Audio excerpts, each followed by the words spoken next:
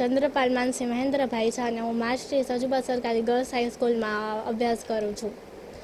મેં HSC science 2025માં મારા 86 PR આવ્યા છે અને બાયોલોજીમાં મારે 94 100માંથી આવ્યા છે.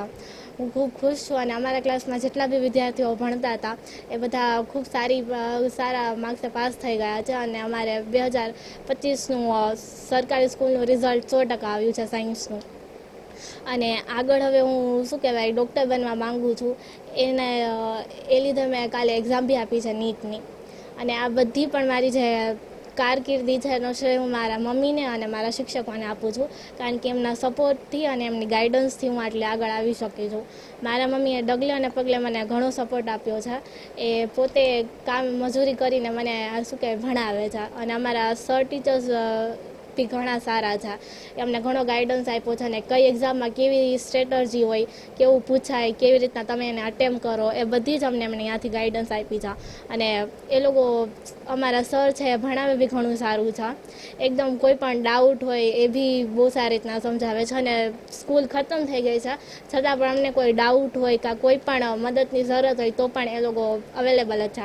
અમારા પ્રિન્સિપલ બીનાબેન છે એ બી ઘણો સપોર્ટ કરે છે, ગાઈડન્સ આપે છે. તો ટ્યુશન નથી જતી, મેં પૂરી પ્રિપરેશન સ્કૂલમાંથી જ કરી છે. અને મારો સ્કૂલનો ટાઈમ 10 થી 5નો હતો. હું સવારે 6 વાગે ઉઠતી ને 6 થી 10માં જેટલું હોમવર્કનું હોય અથવા સેલ્ફ સ્ટડી જેટલું થાય એટલું કરી પછી સ્કૂલમાં વહી જઈએ. ત્યાં બધું હોમવર્ક, લેક્ચર્સ એ બધું ખતમ થઈને 5 વાગે, તો 6 વાગ્યાથી ફરીથી સ્ટડી સ્ટાર્ટ કરીએ, 12 વાગ્યા લગી કરીએ. અને એક્ઝામ ટાઈમમાં થોડુંક વધુ ખેંચતા, રાત 3 એટલા વાગી જતા. અને એવું બધું છે. અને એ કહેવા માગું છું કે ઘણા લોકોમાં ગેરમાન્યતા છે કે આપણે ખાનગી શાળામાં ભણીએ તો જ રિઝલ્ટ આવે. એવું નથી. એ છોકરાના લગ્ન ઉપર છે અને પેરેન્ટ્સના સપોર્ટ ઉપર છે. અને એ તમને સરકારી સ્કૂલોમાં મળે છે. સરકારી સ્કૂલોમાં પણ શિક્ષણ ખૂબ જ શ્રેષ્ઠ છે.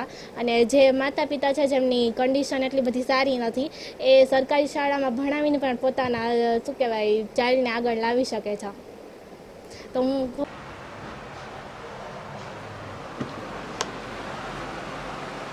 આજે રિઝલ્ટ આવી બહુ સરસ આવ્યું છે.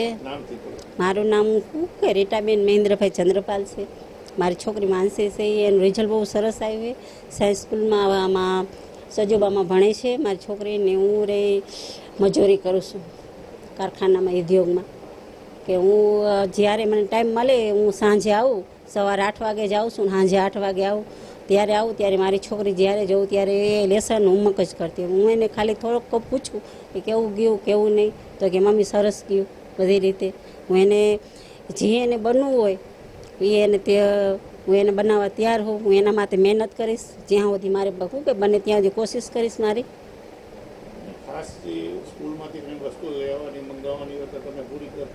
હા, જે એને વસ્તુ એના સાહેબ એને ગમી વસ્તુ લેવી, ચોપડા હોય ગમી હોય તો એ કે મમ્મી મારે લેવું છે. હું એમ કહું હા તું લઈ લે. કોઈ દિવસ મેં ના નથી પાડ્યું. હા, અમુક વસ્તુ એના સાહેબને, એના ટીચરને બધા એને બહુ સપોર્ટ દેતા.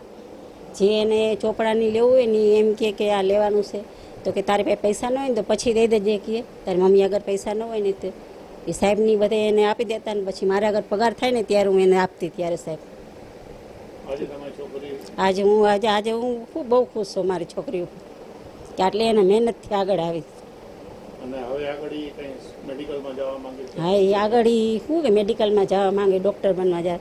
એનું સપનું સાકાર થઈ છે કે જ્યાં સુધી બને ત્યાં સુધી હું કોશિશ કરીશ મારી મહેનત કરી.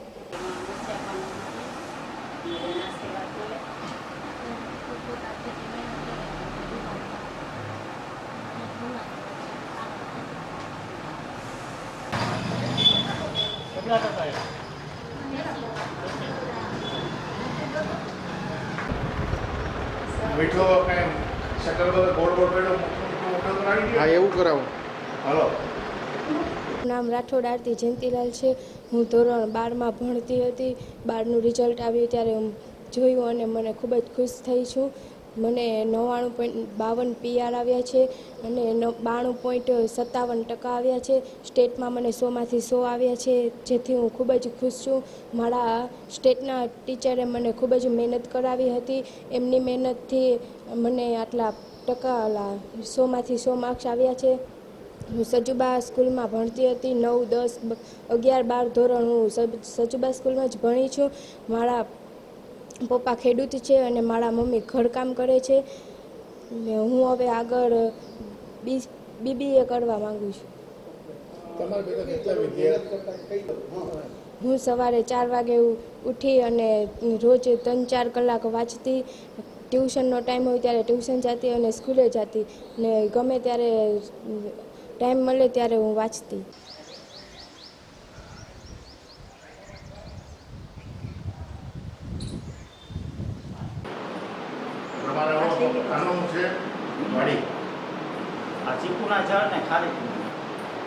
જામનગર જિલ્લાની સૌથી જૂની અને એકમાત્ર એવી સરકારી ગર્લ્સ હાઈસ્કૂલ એવી આ માં શ્રી સજુબા સરકારી ગર્લ્સ હાઈસ્કૂલમાં ગુજરાત માધ્યમિક અને ઉચ્ચતર માધ્યમિક શિક્ષણ બોર્ડ ગાંધીનગર દ્વારા ફેબ્રુઆરી-માર્ચ 2025માં લેવાયેલ પરીક્ષાઓમાં ધોરણ 12 વિજ્ઞાન પ્રવાહની અંદર આ શાળાની વિદ્યાર્થીઓએ 100% પરિણામ મેળવેલ છે, જે બદલ અમે ખૂબ હર્ષની લાગણી અનુભવીએ છીએ અને વિદ્યાર્થીઓ અને તેમના શિક્ષકોને હું ખૂબ ખૂબ અભિનંદન પાઠવું છું. ખૂબ મહેનત વિદ્યાર્થીઓએ કરેલી છે, એમનું પરિણામ આજે અમને મળેલ છે.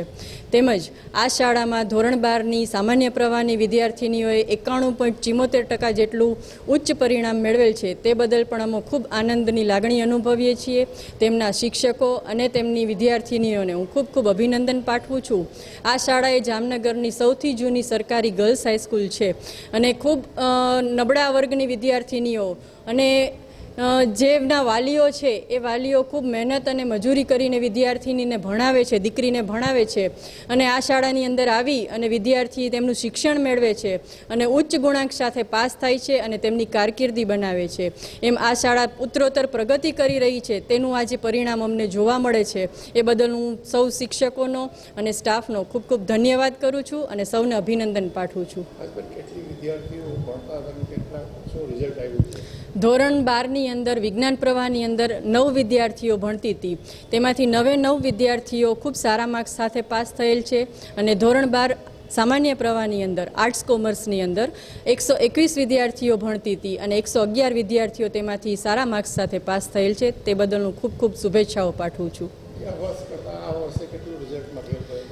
જી, ગયા વર્ષ કરતાં વિજ્ઞાન પ્રવાહની અંદર ખૂબ સારો રિઝલ્ટમાં ફેરફાર જોવા મળે છે. અમને ઊંચું પરિણામ આવેલું છે. ગયા વર્ષે 54% રિઝલ્ટ હતું વિજ્ઞાન પ્રવાહનું, આ વર્ષે 100% રિઝલ્ટ આવેલું છે. તેમજ સામાન્ય પ્રવાહની અંદર ગયા વર્ષે 89% રિઝલ્ટ હતું, આ વખતે 91.74% રિઝલ્ટ આવેલું છે. એટલે રિઝલ્ટમાં પણ પ્રગતિ જોવા મળી છે.